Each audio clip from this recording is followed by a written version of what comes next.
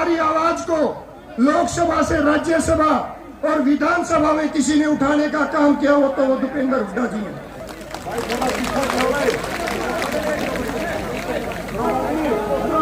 निवेदन करूंगा दीपेंद्र हुड्डा जी से कि वो आए और आपकी मांग का समर्थन करें। दीपेंद्र, राम राम जी सबको।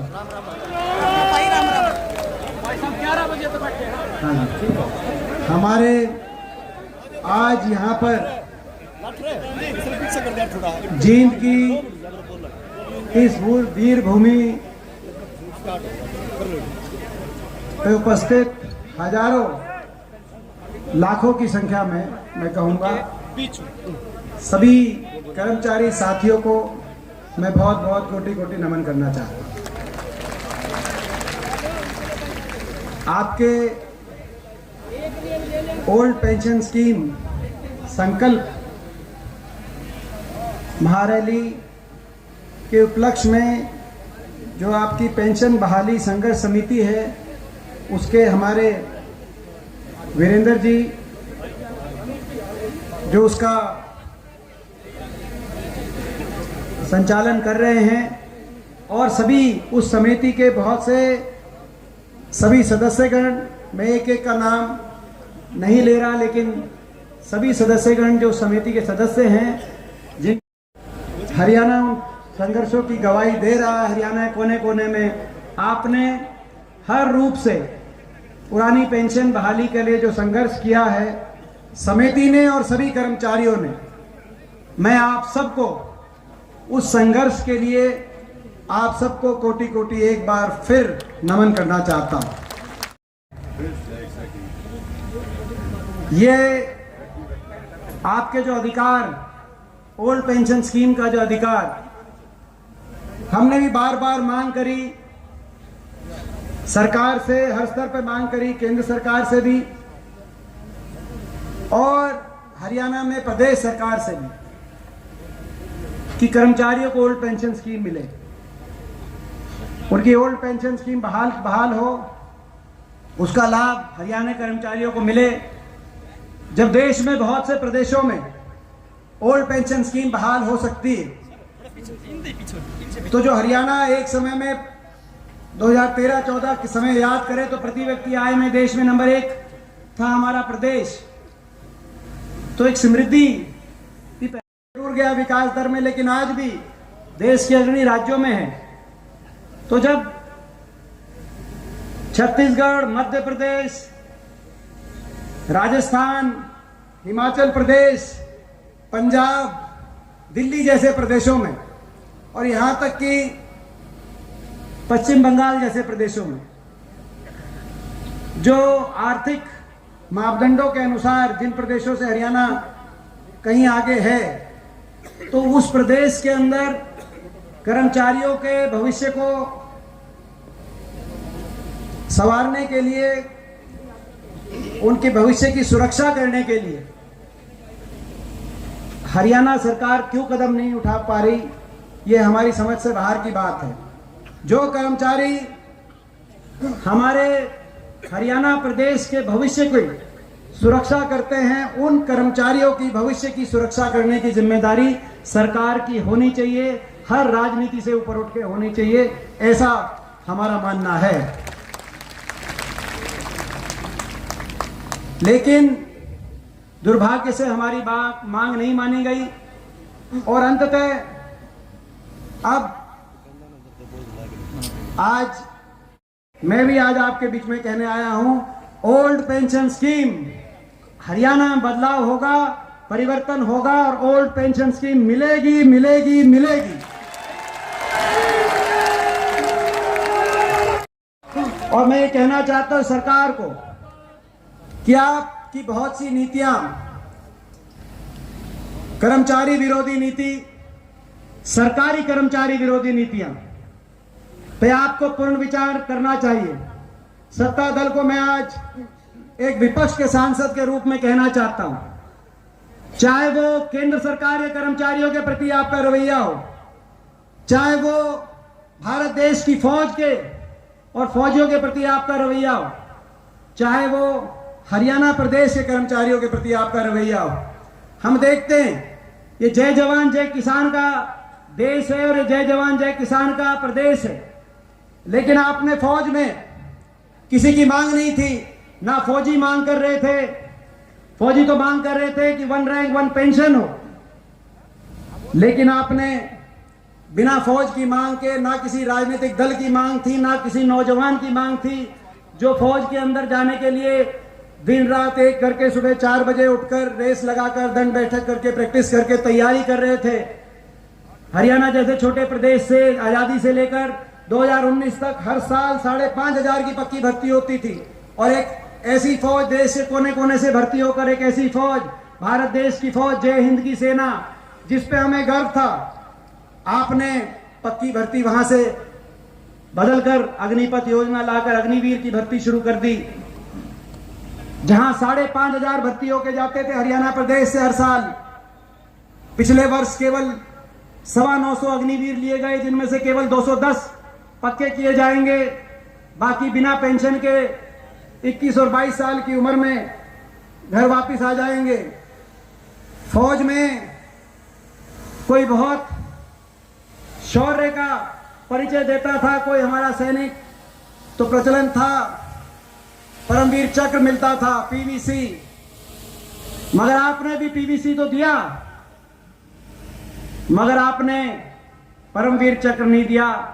आपने पेंशन विरोधी चक्र के अंदर हमारे फौजियों को भी पेंशन विरोधी चक्र के अंदर किसकी मांग थी, हम सवाल पूछते हैं। कैसी फौज, सरकारें किसी की भी रही हो, लेकिन हमारे देश का हमेशा गौरव बढ़ाने का काम किया। 71 में जिस फौज ने पाकिस्तान के 2 टुकड़े करके, एक तरफ पाकिस्तान, दूसरी तरफ बांग्लादेश, देश के तिरंगों को ऊंचे लेके जाने का काम किया, चाहे उस समय इंदिरा जी रही हो प्रधानमंत्री, चाहे करगिल के समय अटल बिहारी वाजपेयी जी रहे हो प्रधानमंत्री, उस समय हमारी फौज ने कारगिल के अंदर पाकिस्तान के शीश को झुकाने का काम किया।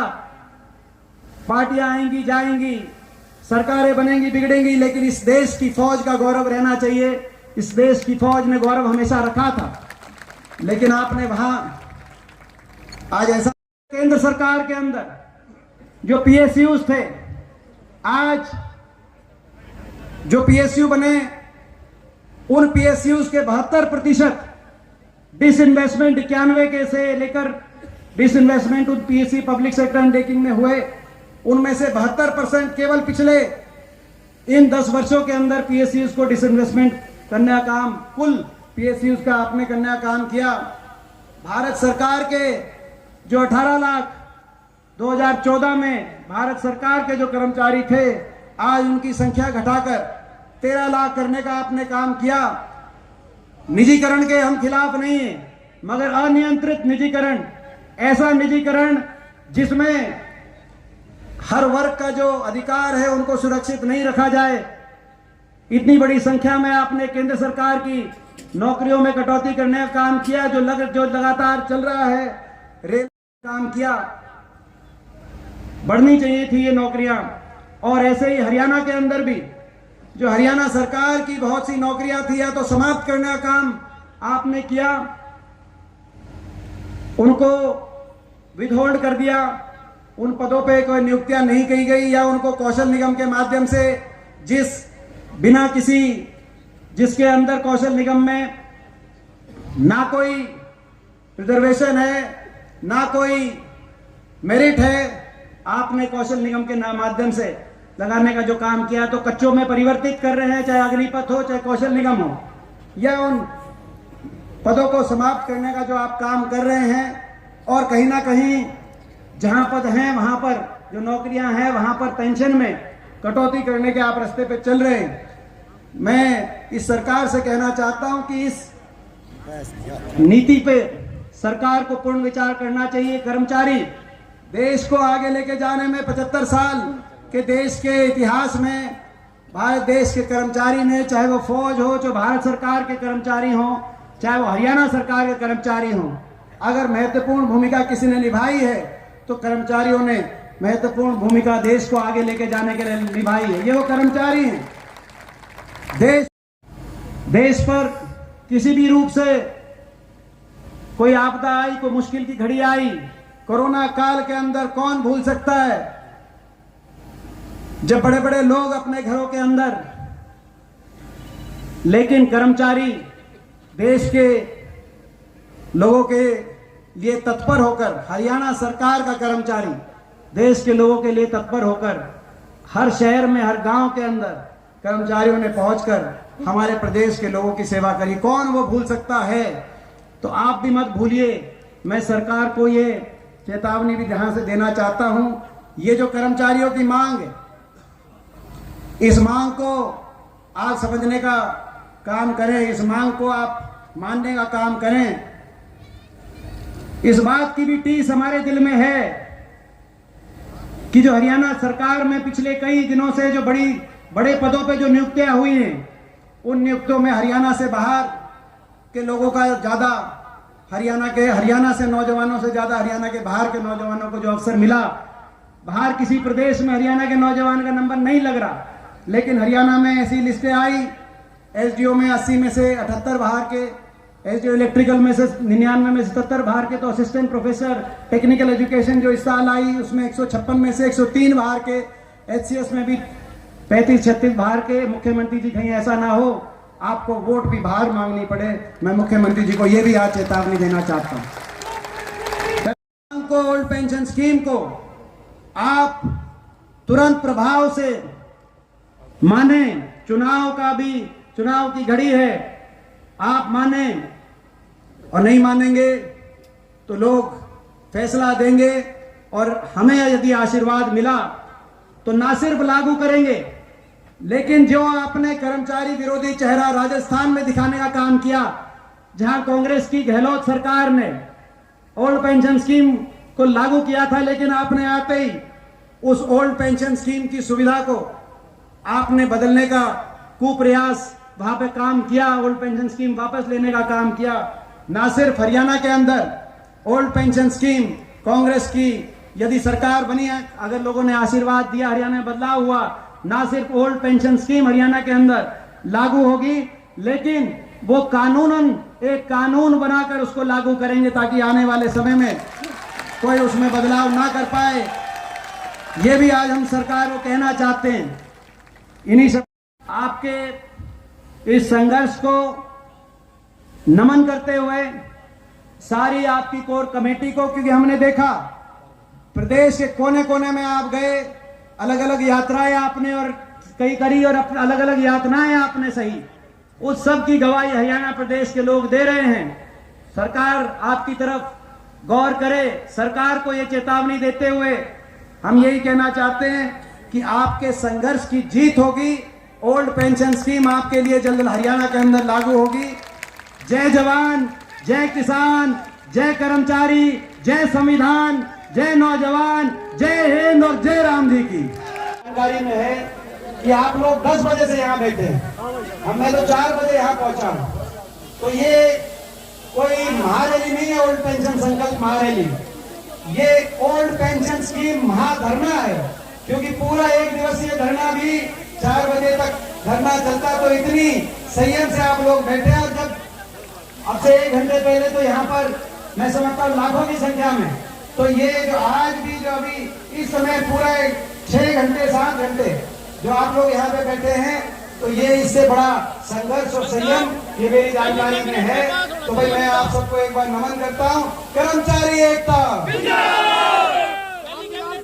तो ये मैं कहना चाहता हूँ। और आपने लाठी की बात करी कि आपने आंदोलन किया।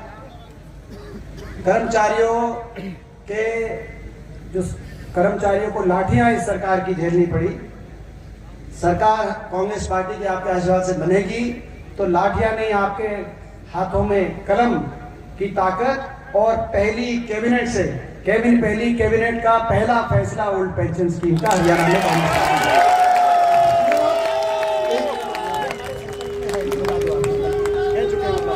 ये दीपेंद्र जी कह रहे हैं कि हमारे संकल्प पत्र में है। और साथियों, मैं सरकार को चेता देना चाहता हूं, हमारे कोई खोखले वादे नहीं है।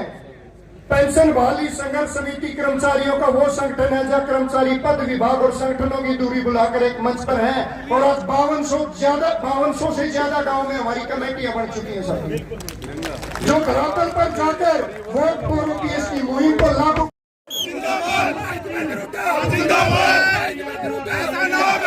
की तरह कलम को बताया आपकी एक कलम से पुष्टि करने का वादा किया था। अपनी दुकान में कायम रहना यह कार्यक्रम